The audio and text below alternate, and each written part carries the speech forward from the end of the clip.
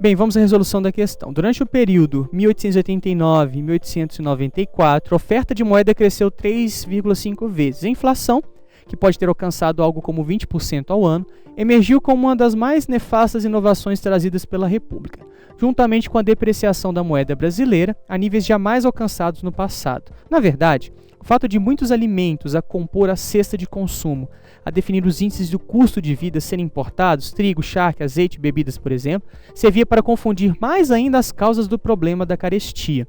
O termo inflação, na época, referia-se à expansão monetária e não ao aumento generalizado nos preços, fenômeno que fazia aí sua primeira e discreta, a menos a julgar pelo que viria algumas décadas depois, aparição.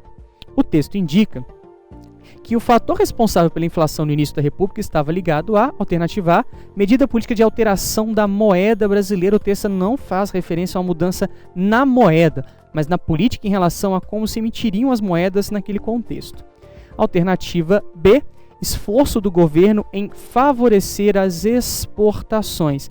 Não é o aspecto ligado às exportações que vai gerar o que ele está chamando de uma inflação. Muito pelo contrário, as exportações favoreceriam os aspectos relacionados a um equilíbrio financeiro naquele contexto.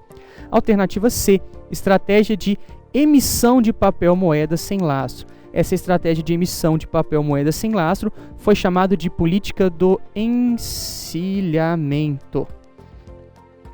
Uma referência a essa ideia conduzida durante o governo de Marechal Deodoro da Fonseca, era a ideia de que aumentar a emissão de papel moeda aumentaria a condição relacionada à quantidade de moedas circulantes e a facilitação de crédito, o que na verdade faria com que a moeda fosse desvalorizada, gerando uma inflação pela moeda e não por uma questão de oferta e demanda. Alternativa D, estimula a entrada de produtos importados no Brasil ou no país.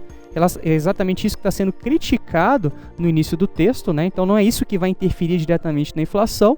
E a alternativa é tática de taxar os gêneros de primeira necessidade. Também não é a questão dos impostos em relação aos produtos que vai gerar a inflação mencionada no texto. Assim sendo, relacionando a política do encilhamento ao texto, a alternativa correta é a alternativa C, estratégia de emissão de papel moeda sem lastro.